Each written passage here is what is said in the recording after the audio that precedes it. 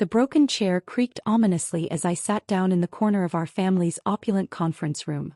My cousin Michael's smirk was visible from across the mahogany table where he sat in his father's leather executive chair, surrounded by our other cousins and their shiny MBA degrees. "Careful there, Olivia," he called out. "Wouldn't want you to fall and hurt yourself. Though I suppose cleaning ladies are used to workplace accidents." The others snickered. In their eyes, that's all I was. The family charity case, the cousin who'd wasted her inheritance on some mysterious business venture instead of joining Wright Family Holdings, our generations-old real estate empire. I adjusted my glasses, deliberately letting them catch the glare from the floor-to-ceiling windows. The same windows that would soon belong to me, though they didn't know it yet. "I'll manage, Michael. Please continue with your presentation." He turned back to his PowerPoint, filled with flashy graphics and empty promises about Wright Family Holdings' future. I noticed he carefully avoided mentioning the company's plummeting stock price or the 3 failed development projects this quarter alone. As I was saying before we were interrupted, he shot me a condescending look. "Our next acquisition target is the Peterson building downtown. Once we leverage our assets." I tuned him out, checking my phone discreetly. A message from my assistant, Emma. "Paperwork's ready. Final share count confirmed 62% ownership. Should I bring them now?" "Give it 10 minutes, I typed back. "Let them finish digging their hole." My mind drifted to 5 years ago when this all began. Uncle Richard, Michael's father and the family patriarch, had gathered us for the annual strategy meeting.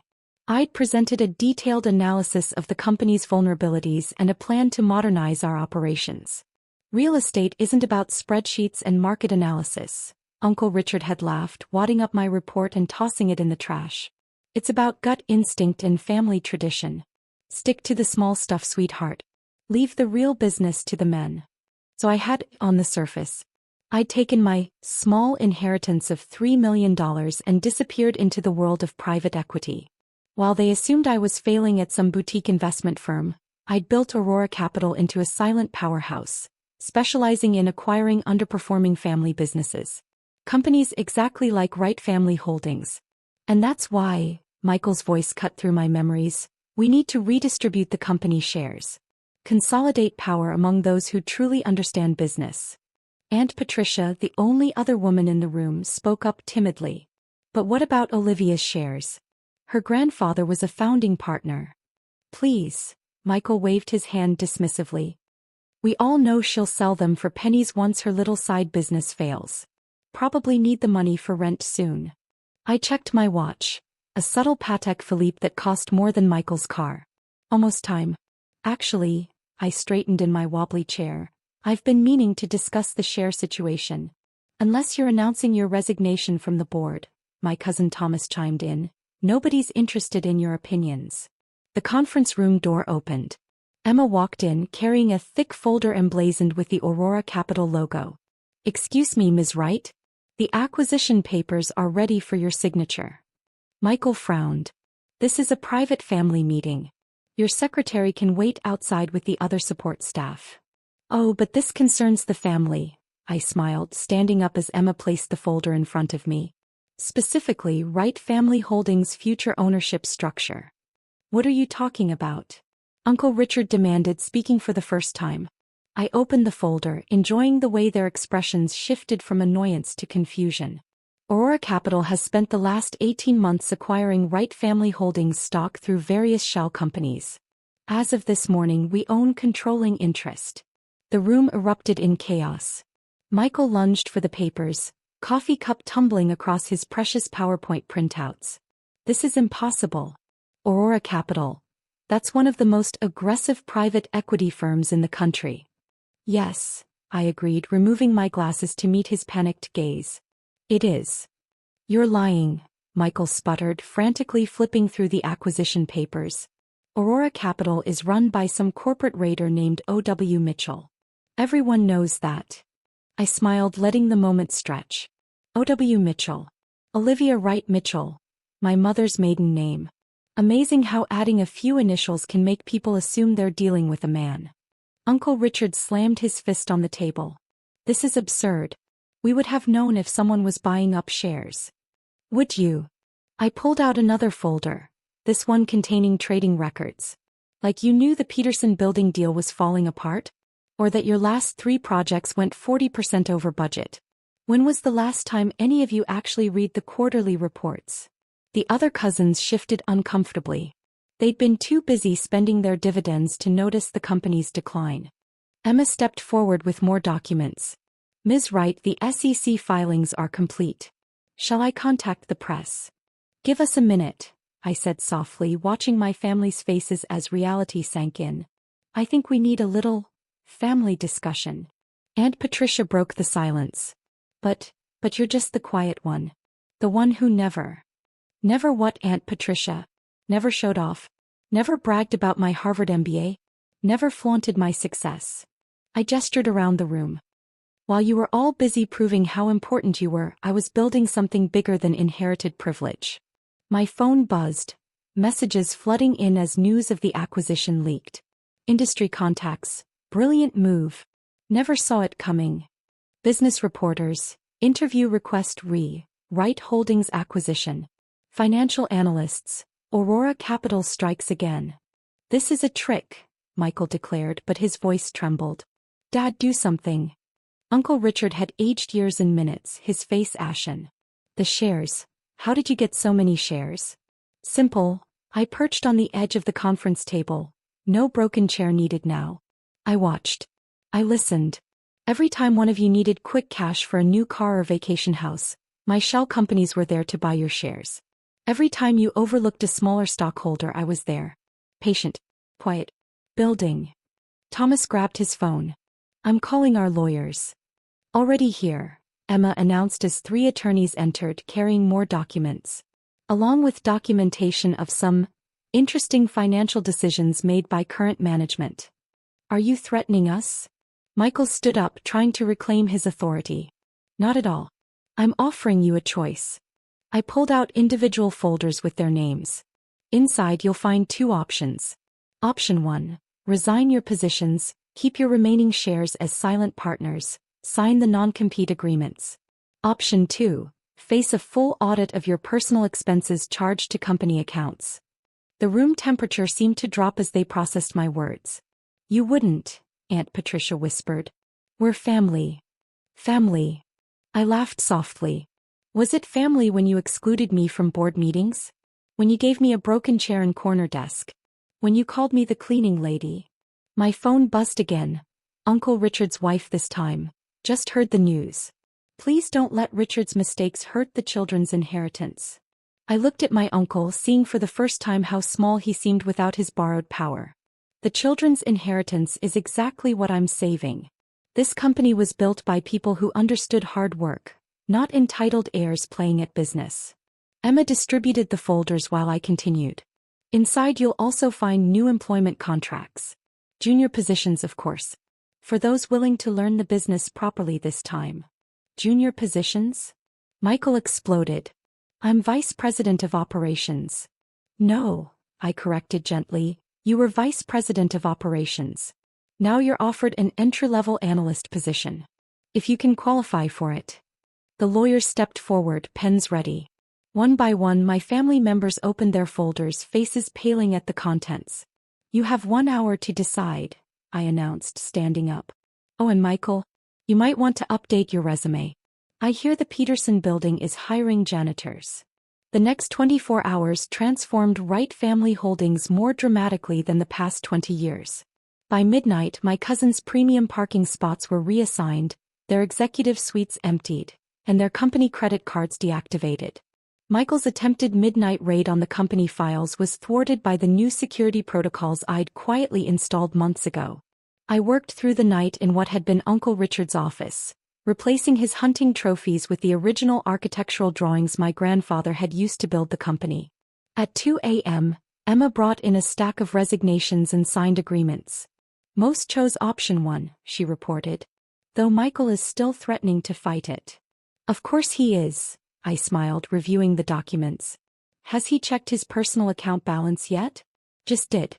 His face when he realized all his stock options were worthless. Emma paused, suppressing a laugh. Let's just say the security cameras caught an interesting meltdown. By dawn, my phone was overwhelmed with family messages. Aunt Patricia, please, let's discuss this reasonably. The children's private school tuition is due. Thomas, you can't expect me to start as an analyst. I have an MBA. Uncle Richard, your grandfather would be ashamed. That last one made me pause. I pulled out an old photograph from my desk. My grandfather and me standing in front of his first building project.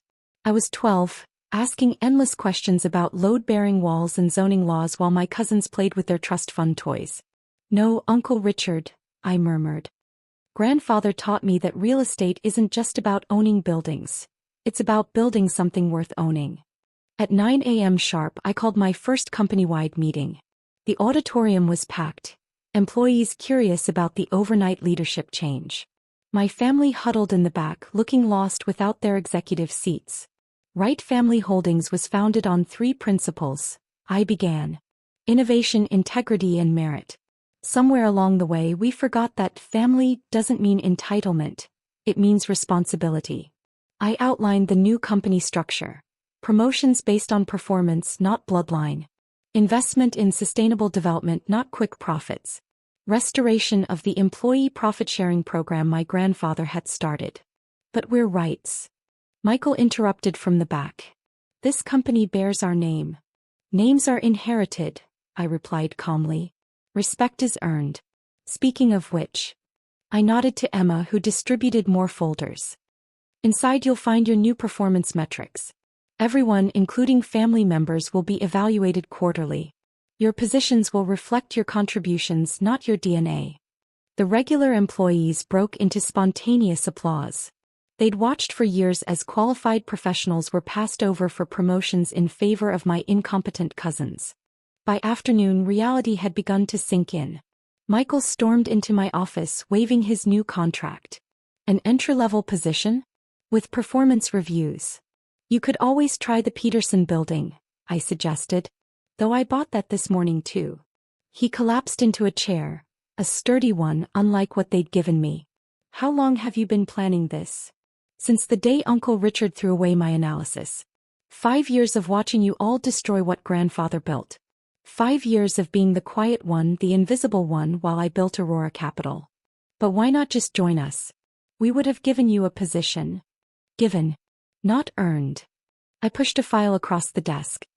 Your first assignment if you choose to accept the analyst position. The same market analysis I presented 5 years ago. Let's see if you can understand it this time. Over the next few weeks, Wright Family Holdings transformed. Some family members actually thrived once they had to earn their positions. Aunt Patricia discovered a talent for community relations, and Cousin Thomas proved surprisingly capable in project management once he stopped coasting on his name. Others struggled.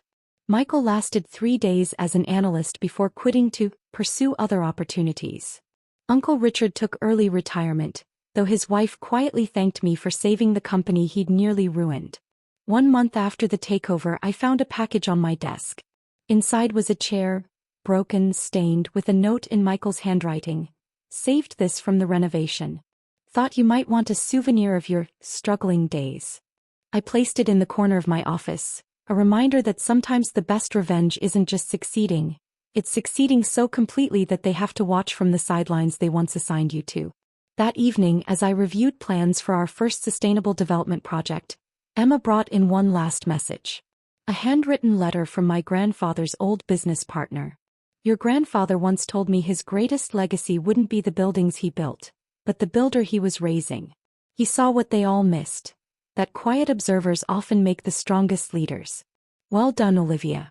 The corner office finally has the right. I smiled, touching the photograph of 12-year-old me studying blueprints. Success isn't about having the biggest chair at the table. It's about building a table worth sitting at and filling it with people who've earned their seats. My phone buzzed one final time. Michael using his personal email since his company account was disabled. The analyst position. Is it still available? Turns out trust funds don't last as long as they used to. I looked at the broken chair in the corner, then at the empire I'd built while sitting in it. Yes, I typed back. But this time you'll have to earn the right to sit at the table. Even if it's in the corner.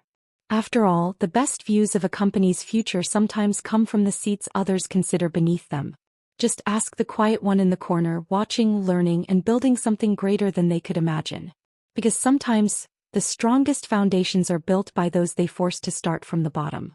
And the sweetest success isn't in taking their seats. It's in showing them why they never deserved them in the first place. Late that night, standing at the window of what was now truly my office, I watched the city lights flicker across our buildings, each one a testament to what my grandfather had started and what I had saved. The broken chair still sat in the corner, a shadow against the modern decor, reminding me of every dismissive comment, every condescending smile, every moment they thought they were pushing me down when they were actually giving me the foundation to rise. My phone lit up with a message from Emma. The old boardroom table is being removed tomorrow. Want me to save your corner spot as a souvenir too? I smiled, remembering all the meetings I'd sat through there, quietly taking notes while my family played at being business leaders. No, I replied. Donate it to the business school. Let it be a reminder that real power doesn't come from where you sit. It comes from what you build while you're sitting there. Looking at my grandfather's photo one last time, I noticed something I'd missed before. In the background, behind us studying those blueprints, was a broken chair.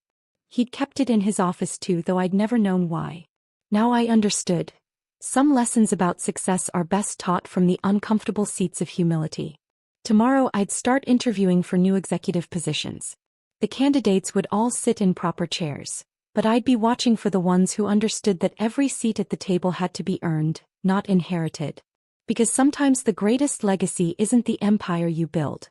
It's teaching others how to build their own, one uncomfortable chair at a time.